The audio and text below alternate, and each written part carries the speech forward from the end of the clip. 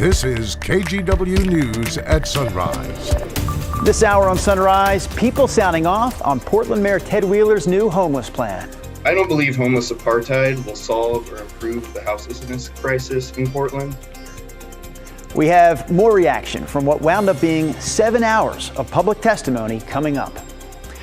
Also this morning, over a foot of snow dropped this week up at Timberline Lodge. Ski areas are still closed, but we did catch up with a few people who had a chance to enjoy the snow before some warmer weather returns starting today.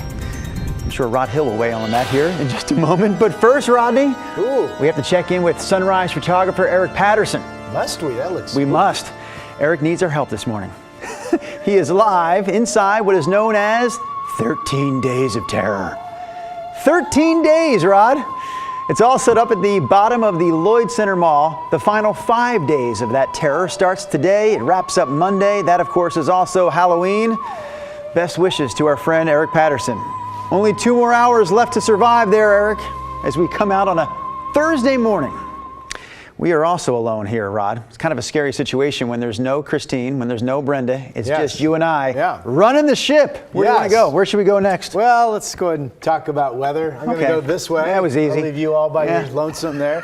Hey, we have a dry day today, and it's going to be pretty nice. So we are watching some fog pockets right now, currently out on the west side, McMinnville into Hillsborough, some dense fog. Otherwise, that is it. We are kind of a mix of partly to mostly cloudy skies up top. 40 in Hillsborough. You folks have been down to 39, so chilly out that direction. 49 in Troutdale. Where else? Salem's up 43. We have Estacada, Lebanon, Canby. A whole fistful of you just about ready to dip into the upper 30s this morning. So you need a decent coat with you. Foggy areas mainly on the west side, about 45 on average out the door this morning. Partly cloudy, mid-50s at lunchtime, recess. And the kids get out of school. If we get enough sun, clouds are going to try to increase on us during the day. But if we get enough sun, we'll pop it up to 60, maybe 63 for a high. Drew? All right, don't go too far. We need you back here in about 8 minutes, Rob. But we do want to get to our top story right now. A busy day at City Hall became a busy night at City Hall as Portland residents had a chance to weigh in on Mayor Wheeler's plan to tackle the city's homeless crisis. About 200 people signed up to speak yesterday. It took 7 hours to get through all the testimony. And City Council says it wants to hear from more people before voting on the mayor's proposal a week from today. Here's KGW's Catherine Cook with some of that public feedback on the plan, both for it and against it. At City Hall Wednesday, more than 7 hours passed as hundreds of people bent the ears of City Council members, all determined to weigh in on Mayor Wheeler's plan to address homelessness in Portland. I do not envy City Council's task to solve this legitimate agenda item 901. It was their first opportunity to do so since the mayor unveiled the 5-part plan on Friday. It includes banning unsanctioned camping across Portland within 18 months.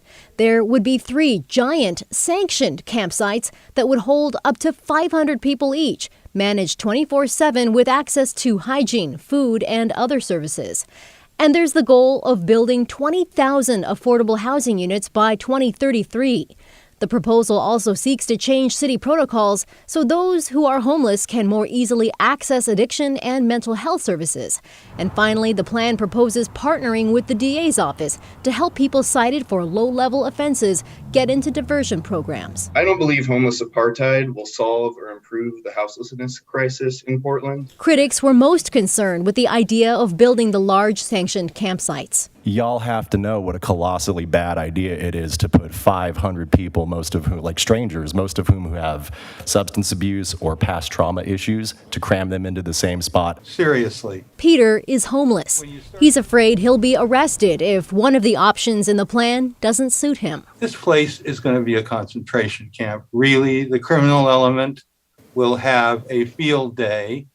Hygiene will be a terrible problem. Some who testified think those problems already exist on city sidewalks. My industry is in turmoil. Alex Dawes is general manager of Embassy Suites. He says there must be changes and supports this plan. This is what it comes down to for our industry to survive. Visitors to downtown want to feel safe and comfortable as they enjoy our city. Some who testified said continuing to do nothing would be the worst option of all. Just because you've gone down a wrong road for miles doesn't mean you keep going. We need to stop this failed social experiment and get on the right road again Mayor, your plan for the homeless puts us in the right direction again. Catherine Cook, KGW News. All right, let's take a look at a couple of other headlines we're following this morning, starting with this. Portland police asking for information about the two men in this surveillance video who robbed the Pepe Chile on North Williams Avenue Tuesday night. The owner says one of the men, wearing a mask, told his employee to empty the register while the other man, armed with a gun, stood watch. The worker handed over about $600 in cash and an iPhone. This next headline, it's actually a pretty cool one. 5 of Oregon's most famous landmarks made it onto a list of the 250 most favorite landmarks in America. Crater Lake ranked highest, coming in at number 26. The other spots on the list, Smith Rock, Mount Hood, the Oregon Dunes, and Multnomah Falls. Number 1 on the list, by the way, Tennessee's Great Smoky Mountains. A luxury cruise ship company called Aqua Expeditions conducted the survey, and with that, we say that's our headlines this morning. All right, we did mention Mount Hood in that story, where it looked actually more like winter than fall this week, with more than a foot of snow falling up there at Timberline Lodge. Ski resorts hope to open up next month. Mount Hood Meadows says they're still aiming to open up the day after Thanksgiving this year. In the meantime, KGW meteorologist Joe Ranieri is talking about this week's snow with some reaction from a snowboarder who had a chance to enjoy it. In the blink of an eye, our seasons quickly changed. Yeah, it's crazy. It's beautiful, though. We needed a good early start to winter or fall. The heavy snow driving through Government Camp and on the way to Timberline Lodge caught some people by surprise. I am. We drove up just thinking it was going to be an easy drive, and as we came up, it's snow on the ground. But it's a welcome sight for many. And since Saturday, our first snowfall, we've got 20 inches on the ground. I think a total of 26 inches of total snowfall since Saturday, and there's more in the forecast. Snow fell through much of the day on Wednesday outside Timberline Lodge. There was so much on the ground, you almost forgot that we're still in October. You know, our average is about November 16th. We did have a La Nina forecast this year, which, you know, generally it's colder and wetter, so that was positive. But yeah, the warmer weather all through October was definitely a curveball. John Burton with Timberline Lodge isn't saying when they're going to have their lifts open for the season. And right now, the ski area is closed, but we did find one lucky snowboarder who got an early taste of the season's first heavy snowfall. Yeah, I have a special privilege. Stevie Della works with the lodge, setting up shoots for photographers. There's some spots that are about 6 feet deep up there. She said the snow was so thick, she needed a ride up in this cat just to get up to the top. We were about 3/4 of the way up the mountain, so I would say we're probably about 7,000 feet up. And there's just different patches of rock, and some spots are like well up to your shoulders, if not higher. Now we're all hoping this snow is a sign, hopefully before Thanksgiving, for sure, of an early season. Joe Ranieri, KGW News. All right, Rod Hill back with us in the studio. The last part of that story, Rod, is the fact that snow we just saw is definitely not here to stay. Well, I mean, you know, higher on the mountain when that one border was talking, some of it will probably stay, but yeah, Timberline Lodge itself, you would think on a typical year they'll lose all of that, and then it will fall again, then they'll lose it all, and then eventually at some point getting into the latter part of November, it will start to stick and we'll build our base. Yeah. And down here in the valley, a nicer day today than we've seen the last few. Yeah, it's completely dry. All of a sudden, we haven't had a completely dry day in a while after we were having nearly completely dry months, really, right? All right, some showers up in western Washington, but so far nothing in our area. Long Beach has had a few showers overnight, and we are watching that area, Astoria, Long Beach, and the Kelso Longview for maybe a shower today. Otherwise, we are completely dry, or will be, in our region. 54 in Astoria right now. These are current numbers. 46 out in the Dalles.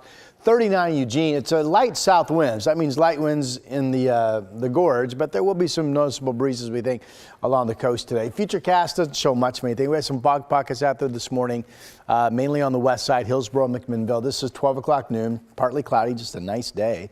Clouds increase a little bit later on, and then this jumps you into tomorrow morning. Here comes our next rainmaker. And it looks like we will have a period of steady rain in the morning hours tomorrow. This is 6 a.m. Astoria.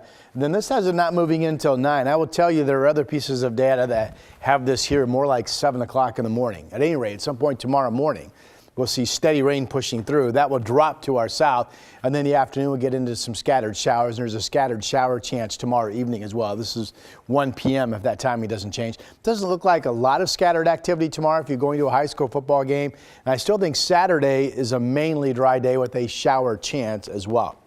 So to the coast, the one spot where there will be a noticeable breeze, south winds 10 to 20, and watching a shower chance up around Astoria and Long Beach. Pacific City 60, overall a nice day. And certainly a nice day here in the valley after the early fog, partly sunny skies. This shows Corvallis, Salem, and McMinnville all getting up to 60 degrees. Longview, Kelso area could hit 60 today. Pretty typical temperatures for this time of the year, 7-day numbers. So today great, tomorrow rain to showers, Saturday mainly dry with a shower chance. Sunday I think is a big fat mystery. The front comes in Sunday night, but could there be some rain come in during the day? And if so, could that come in during the morning or would that hold off until the afternoon? I flat out can't talk myself into an answer. Morning rain on Halloween breaks into scattered showers, so trick-or-treat evening might not be too bad, Mr. Carney. Don't laugh at me for not knowing things, Drew Carney. I feel like we have stumped the professor. All right, we'll have more from Rod coming up. Oh, look at this, Rod. Look at you. Me. You look like you know what you're talking about in that shot right there. This is next Tuesday. I'm excited about this. We do this every year. We're doing it a little bit later this year because I'm getting older and slower. But next Tuesday here on Sunrise, my winter outlook. It is a La Nina season, which we heard in Joe Ranieri's package. And you think wet, you think cool, but will that be true this year? We'll talk more about that coming up. So he's not sure what's happening Sunday, but Yes. he will tell you what's happening in January. Doesn't make sense when you put it like that, does it? No. Oh, thank you, Rodney. I love you, man.